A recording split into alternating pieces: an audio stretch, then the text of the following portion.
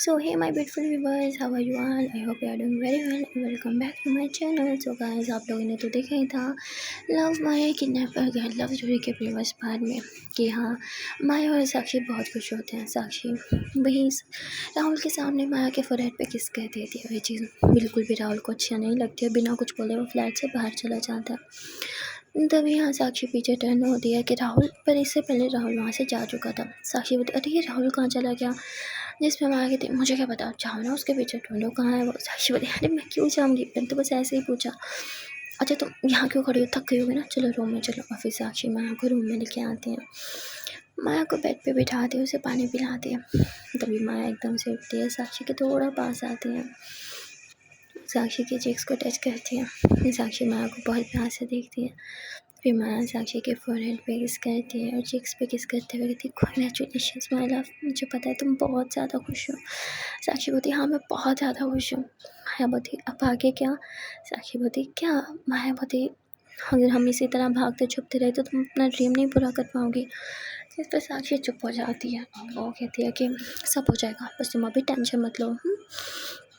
फिर कुछ दिन तक साक्षी और माया इसी तरह इसी फ्लैट पे रहते हैं और रेस्ट करते हैं। पर माँ ठाकुर के आदमी हर जगह इन्हें ढूंढ रहे थे। यहाँ जो साक्षी होती है वो माया को कहती है कि इस तरह ना हमारा सारा दिन का बस लुकवा छुपी का खेल ही चलता रहेगा। माया कहती मतलब।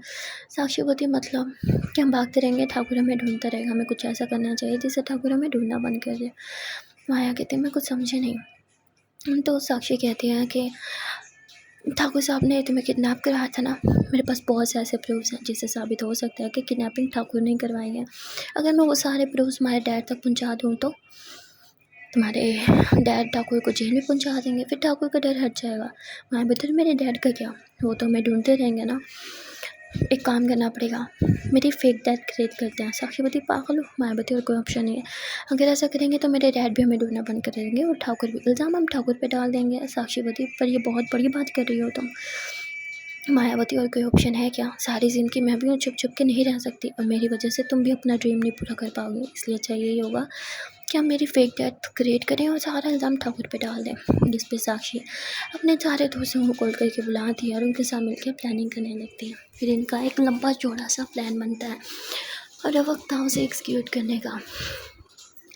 साक्षी जो होती है वो ठाकुर के खिलाफ जितने भी सबूत उसने इकट्ठे किए थे वो सारे के सारे जो है एक मेल के ज़रिए पहुंचा देती है माया के घर, जिसे माया के डैड जैसे ही देखते हैं वो तुरंत अपने आईपीएस फ्रेंड को घर पे बुला लेते हैं और इस ठाकुर के बारे में पता करने लगते हैं। और फिर उन्हें पता चलता है कि उनकी बेटी का एक बॉयफ्रेंड था जो कि उस ठाकुर का लड़का था, पर उसकी डेथ हो गई है। ये सारी चीज़ें जैसे ही माया के डैड को पता चलती है उन्हें बहुत गुस्सा आता है, क्योंकि उन्होंने माया को बहुत लाड प्यार से पाला था और वो नहीं जानते थे कि माया का एक सीक्रेट बॉयफ्रेंड भी है। वह यहाँ जो पुलिस वाले होते हैं वो ठाकुर हाउस पे गांव में जाके छापा मारते हैं और उसे अरेस्ट करके शहर ले आते हैं, जिनसे माया के डैड मिलना चाहते हैं। वो माया के बारे में पूछते हैं पर वो बताता है कि माया मेरे बच्चे की माँ बनने वाली थी।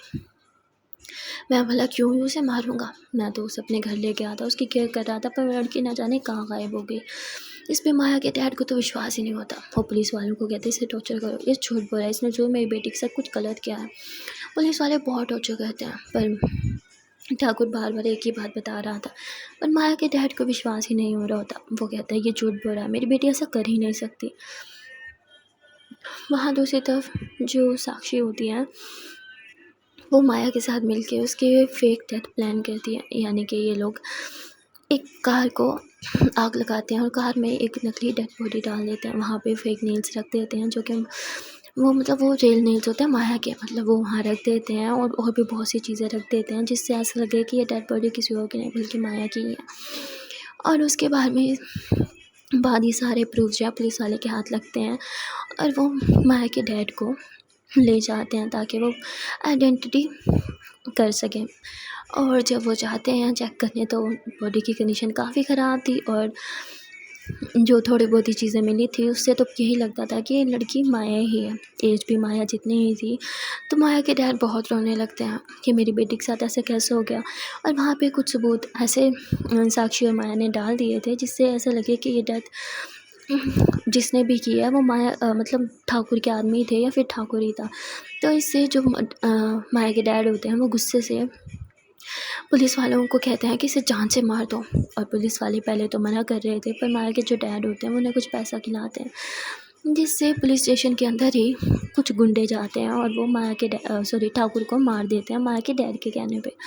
अब इससे जो ठाकुर होता है मतलब उसका रास्ता भी साफ़ हो जाता है, और जो माया के डैड होते हैं वो भी अब माया को ढूंढना बंद कर देते हैं, क्योंकि उन्हें यही लगता है कि उनकी बेटी अब इस दुनिया में नहीं रही। लेकिन जो ठकुराइन थी वो भी एक डेविल से कम नहीं थी। जैसे उसे पता चलता कि ठाकुर मर गया तो वो बहुत गुस्सा हो जाती है। पहले अपना बेटा खो दिया और अब हस्बैंड, अब वो अपना पोता या पोती जो भी था उसे नहीं खोना चाहती थी, इसलिए वो भी अपने गुंडों को माया को ढूंढने के लिए भेज चुके थे।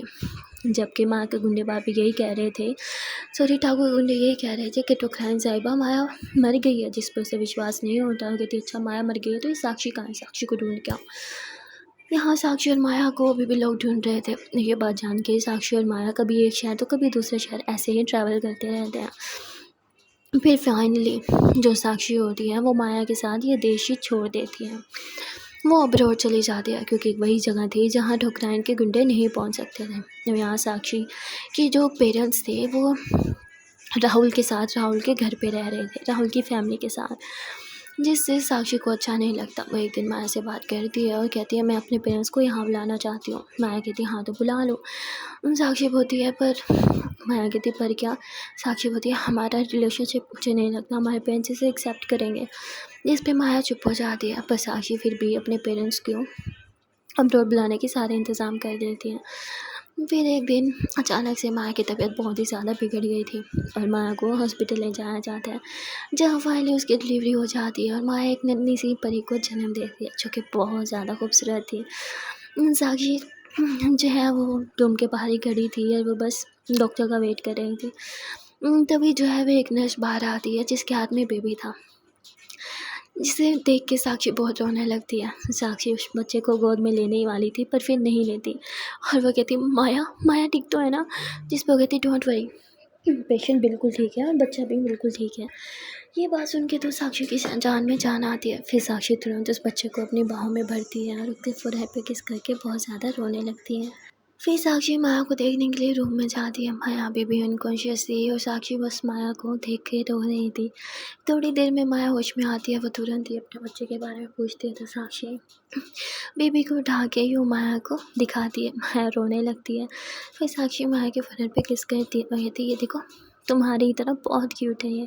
तो माया हंसने लगती है और फिर साक्षी माया के फोरहेड पे किस करती है। तुम ठीक हो ना। माया बोलती इसे देख लिया ना, अब तो बिल्कुल ठीक हूँ। साक्षी बोलती दर्द। माया बोलती बिल्कुल फील नहीं हो रहा, मैं बहुत खुश हूँ। तो साक्षी मुस्कुराते हुए माया के हाथों को चूमती है।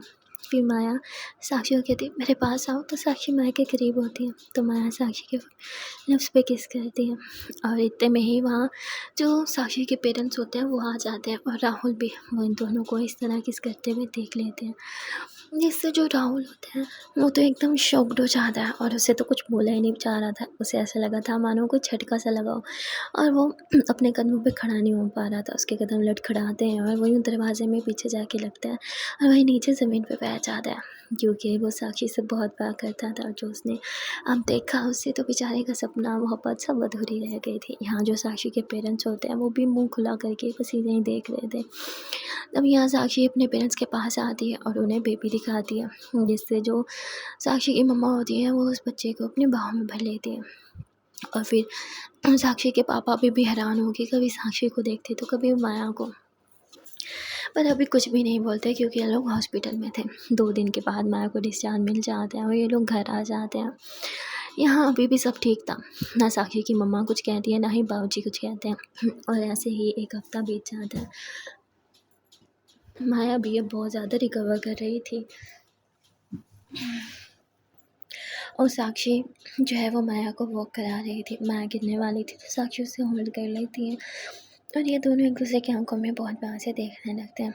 यहाँ साक्षी माया के फोरहेड पे किस करती है, फिर माया को अपनी बाहों में भर के उसे घर के अंदर ले आती है, उसे बेड पे लिटाती है। पर इतने में वहाँ साक्षी की जो माँ होती है वो आ जाती है, जो साक्षी को कहती है कि बाहर आओ, कुछ बात करनी है तुम्हारे बाबूजी को।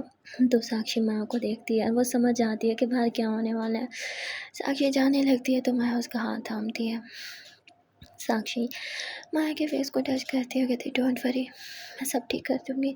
फिर साक्षी बाहर आती है, जहाँ उसके माँ और बाबूजी दोनों ही बैठे थे उससे बात करने के लिए। फिर साक्षी कहती है, माँ बाबूजी, मुझे पता है आप लोग मुझसे क्या पूछना चाहते हैं। हाँ ये सच है, मैं माया से बहुत ज़्यादा प्यार करती हूँ और मैं उसके साथ अपनी पूरी ज़िंदगी गुजारना चाहती हूँ। तभी यहाँ साक्षी के बाबूजी कहते हैं, दिमाग ख़राब हो गया तुम्हारा, क्या कह रहे हो तुम? हाँ, अरे मैं तो तुम्हारे लिए राहुल, जिस पर कहते राहुल, नहीं नहीं बाबूजी बिल्कुल नहीं, जिस पर कहते क्या बिल्कुल नहीं, उस बच्चे ने हमारा कितना ख्याल रखा है। हाँ, मैं तो उसकी माँ से भी बात कर चुका हूँ तुम्हारे रिश्ते की, और आगे से तुम। साक्षी थी, बाबूजी प्लीज़। पर उसके बाबूजी कुछ सुनने को तैयार नहीं थे, तो साक्षी अपने बाबूजी के कदमों में बैठ जाती है और उनके दाइस पे अपना सर रखती है। बाबूजी मैंने आज तक आपसे कुछ नहीं मांगा, बस एक आखिरी बार, मैं सच में माँ से बहुत प्यार करती हूँ। इस पर उसके बाबूजी बोलते हैं, पर वो किसी और के बच्चे की माँ है और फिर एक लड़की है और तुम भी, तो ये कैसे पॉसिबल हो सकता है? साक्षी कहती है, बाबूजी प्यार में ना कुछ भी पॉसिबल होता है, और वो बच्चा किसी और का नहीं, मेरा ही है। जिस पर उसकी माँ कहती है, क्या बकवास कर रही हो तुम? साक्षी कहती है, माँ जब मैंने उसे पहली बार अपनी बाहों में उठाया ना, मुझे एहसास ही नहीं हुआ कि वो किसी और का बच्चा है, वो मेरा बच्चा है। तो आज के बाद कभी मत बोलना कि वो किसी और का बच्चा है। जिस पे उसकी माँ कहती है, तुम्हारा दिमाग ख़राब हो गया है। साक्षी बोलती है, हाँ हो गया है मेरा दिमाग ख़राब। अगर प्यार करने से ही लोगों को दिमाग ख़राब होता है तो मेरा दिमाग ख़राब बहुत पहले ही हो गया था। मैं माँ से बहुत ज़्यादा प्यार करती हूँ। जो उसके बाबूजी कहते हैं, अगर तुमने ये सब करना था तो हमें यहाँ क्यों बुलाया? हमसे ये सब बर्दाश्त नहीं होगा, तुम्हें जो करना है करो, पर हम तुमसे अपने सारे नाते तोड़ देंगे। जिस पर साक्षी जो होती है वो फिर से अपने बाबूजी के कदमों पे बैठती है और रोने लगती है, कहती है बाबूजी प्लीज़ ऐसा मत कीजिए। पर उसके बाबूजी अपनी ज़िद पे होते हैं कि या तो तुम उस लड़की को चूज़ करो या फिर हमें चूज़ करो, या फैसला तुम्हारा है। और उठ के अपने रूम में चले जाते हैं। यहाँ साक्षी बहुत ज़्यादा रोने लगती है। तभी वहाँ राहुल आता है और साक्षी उसे गुस्से से देखती है। राहुल कहते हैं, मुझ पर गुस्सा करके क्या होगा? अगर तुम मुझे पहले ये सब बता देती तो मैं ये नौबत ही नहीं आने देता। साक्षी बोलती है, तुम और मैं ऐसा सोच भी कैसे सकते हैं? माँ बाबूजी, हम तो सिर्फ दोस्त हैं ना। राहुल कहता है, दोस्त तो सिर्फ तुम मुझे समझती थी, मैं तुम्हें कभी अपना दोस्त समझा नहीं, हमेशा से तुम्हें प्यार किया। साक्षी बोलती है, मैं माया से बहुत प्यार करती हूँ, तो प्लीज़ तुम मुझे भूल जाओ। राहुल कहता है, जानता हूँ इसलिए तो मैं यहाँ आया हूँ, मुझे तुम्हारे माँ बाबूजी से कुछ बात करनी है। माया माया जो है वो अंदर से कुछ आवाज़ देती है, तो साक्षी अंदर चली जाती है माया के पास। यहाँ राहुल माया और साक्षी के बारे में बात करने के लिए रूम में आता है, जहाँ वो साक्षी की माँ और बाबूजी को समझाता है उनके दिल से प्यार होता है, ऐसे ज़ोर ज़बरदस्ती से नहीं। और साक्षी का दिल पहले से ही माया के पास है, आप जितना भी उसे समझा लो वो मुझसे कभी प्यार नहीं करेगी, और आपके कहने पे अगर उसने मेरा साथ चुन भी लिया तो मेरे साथ कभी खुश नहीं रहेगी। जिस पे साक्षी के बाबूजी कहते हैं, तो क्या कहते हो तुम? हम उसे उसकी मनमानी करने दें, अपनी ज़िंदगी ख़राब करने दें? राहुल बोलते हैं, ज़िंदगी ख़राब कैसे? ज़िंदगी ख़राब तो उसकी मुझसे शादी करके होगी, क्योंकि वो मुझे कभी प्यार कर ही नहीं पाएगी। इंसान को उसी के साथ रहना चाहिए जिससे उससे मोहब्बत हो, और साक्षी को माया से मोहब्बत है, मुझसे नहीं। आप बड़े हैं, आप अच्छा फ़ैसला कर सकते हैं। आप ही बताइए, किसी ऐसे इंसान के साथ रह के वो खुश होगी जिससे वो कभी प्यार कर ही नहीं सकती, या फिर ऐसे इंसान के साथ जिसे वो बहुत प्यार करती है। और फिर यहाँ राहुल बहुत कुछ समझाता है साक्षी के माँ और बाबूजी को, और वो कहते हैं, बेटा पर हमने तो तुम्हारी माँ से तुम दोनों के रिश्ते की बात भी तो कहते, आपने मुझे बेटा बोला ना, मैं हमेशा आपका बेटा बन के रहूँगा। ज़रूरी थोड़ी है कि मैं दामाद बन के ही आपका बेटा बनूँ, वैसे भी तो बन सकता हूँ ना। जिस पर साक्षी के जो बाबूजी होते हैं वो उसको प्यार करते हैं, फिर सीने से लगा लेते हैं। यहाँ राहुल खुद भी बहुत हर्ट था, लेकिन वो फिर भी साक्षी को खुश देखना चाहता था, इसलिए वो साक्षी के माँ बाबूजी को बहुत समझाता है और वो मान जाते हैं। और फिर वो साक्षी और माया से बात करने के लिए रूम में आते हैं। माया उनके रिस्पेक्ट में उठने लगती है, पर तभी साक्षी की जो माँ होती है वो उसे पकड़ के बिठा दिया, अरे बेटा तुम बैठी रहो, वैसे भी तुम्हारी तबीयत ठीक नहीं है। फिर वो माया के पास बैठते उससे हाल चाल जानते हैं, और साक्षी को बोलते तुम बाहर जाओ, मुझसे कुछ बात करनी है, पर साक्षी नहीं जा रही थी। तो माया उसे इशारा करती है कि जाओ। साक्षी रूम से बाहर जाती है, कान लगा के सुन रही थी अंदर क्या बातें हो रही हैं, पर उसे कुछ भी समझ नहीं आता। यहाँ साक्षी के जो माँ और बाबूजी होते हैं वो माया से पूछते हैं कि क्या तुम भी साक्षी से प्यार करती हो, जिससे माया हाँ में जवाब देती है। फिर वो माया से कुछ बातें कहते हैं और थोड़ी देर बाद दरवाज़ा खुलता है और साक्षी की माँ कहती है कान लगा के सुनने से कुछ समझ नहीं आएगा, अंदर आ जाओ। फिर साक्षी अंदर आती है। साक्षी के बाबूजी जो है वो साक्षी को बुलाते हैं और उसका कहते हैं अपना हाथ दो। साक्षी अपना हाथ देती है तो वो माया के हाथ में साक्षी का हाथ दे देते हैं और फिर इन दोनों को प्यार करते हैं और हमेशा साथ खुश रहने का कहते हैं और ये भी कहते हैं कि हमसे यहाँ नहीं रहा जाएगा, हम इंडिया वापस जा रहे हैं। साक्षी मना कर देती है। फिर उसके माँ बाप जी कहते हैं हमें यहाँ रहने की आदत नहीं है और ना ही हम दोनों के बीच में रहना चाहते हैं। साक्षी कहती है बाबू जी प्लीज़, अभी आपने बोला आपने हमें एक्सेप्ट किया, फिर आप जाने की बात क्यों कर रहे हैं। जिस पर वो कहता है कि हाँ मैंने एक्सेप्ट कर लिया है, पर तुम दोनों यहाँ आराम से रहो, हमें यहाँ रहने की आदत नहीं है। साक्षी कहती तो आदत तुम डाली जा सकती है ना, तो अपने माँ बाप जी को नहीं जाने दे रही थी। फिर माया भी इंसिस्ट करती है तो वो लोग यहीं रह जाते हैं। फिर साक्षी माया उनकी नन्ही सी परी और साक्षी के पेरेंट्स ये लोग एक साथ एक घर में हैप्पी फैमिली की तरह रहते हैं। जो माया की बेबी होती है वो अब 2 साल की हो गई थी और यहाँ माया और साक्षी खूब मेहनत करते हैं ताकि वो अपने बच्चे को अच्छे से पाल सके। और फिर फाइनली एक दिन साक्षी जो है वो माया को शादी के लिए प्रपोज करती है। जैसे माया भी हाँ कर देती है और ये लोग लीगली तौर पे शादी करके एक कपल की तरह रहने लगते हैं और ये लोग वो लाइफ जी रहे थे जो बहुत से कपल्स जीना चाहते हैं। मतलब जो गर्ल्स कपल होता है उनकी ड्रीम लाइफ ये दोनों जी रहे थे, एक फैमिली की तरह अपने पेरेंट्स के साथ, एक नन्ही सी परी के साथ ये लोग खुशी खुशी रह रहे थे। और इन दोनों की लव स्टोरी होती है यहीं ख़त्म। मिलते हैं फिर किसी और नई लव स्टोरी के साथ।